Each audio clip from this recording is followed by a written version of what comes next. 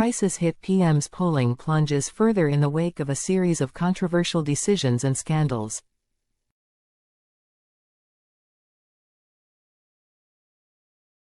Sir Keir Starmer's net approval rating has plunged to -32% in the wake of Labour scandals and tax rises, making the Prime Minister seemingly more unpopular than ever.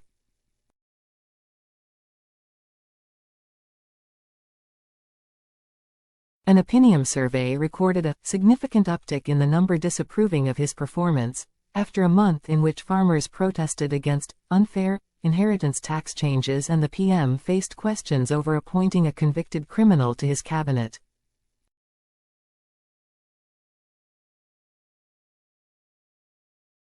The poll, covering the period up to the end of November, found that 54% of people disapproved of the Labour leader's performance in Number 10, compared with 22% who approved.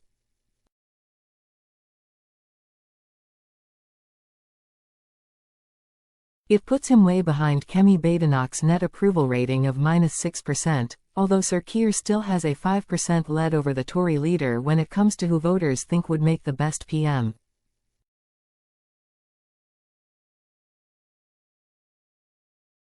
On that question, he leads Mrs. Badenoch by 23% to 18%, although people who said, "don't know," and "none of them," outscore both leaders, with 20% and 39% respectively.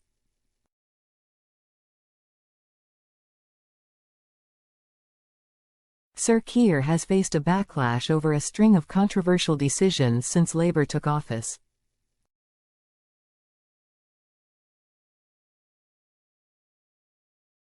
The government's decision to remove the universal £300 winter fuel payment from most pensioners has been described as cruel, especially given rising energy bills are putting many elderly people on the brink.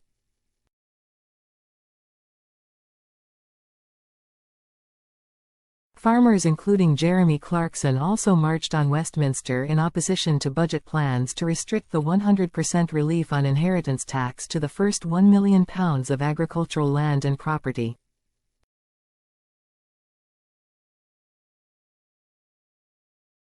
At the same time, Labour's Downing Street operation has been criticised as chaotic, with Chief of Staff Sue Gray leaving in an apparent power struggle just months into Labour's term in office.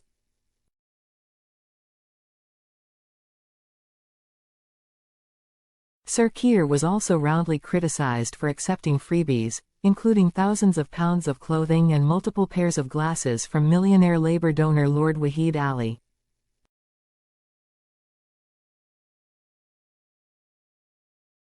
The Prime Minister now faces pressure after Louise Hay quit as Transport Secretary on Friday following revelations that she was convicted of misleading police about a stolen phone before she became an MP.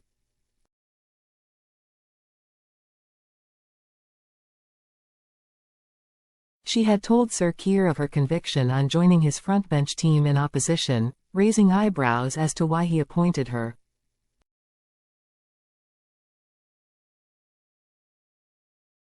The Labour leader will try to put his turbulent start behind him this week and reset his administration with a speech dubbed a "plan for change."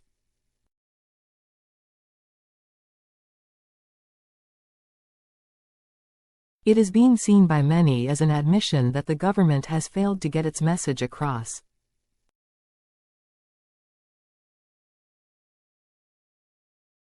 A veteran Labour backbencher said, "It obviously is an attempt to reset. And that's what it's got to be, because the Labour Party is getting off to a disastrous start."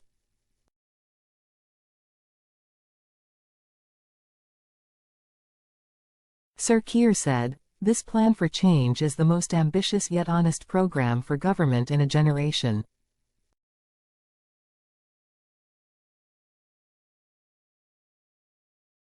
Mission-led government does not mean picking milestones because they are easy or will happen anyway.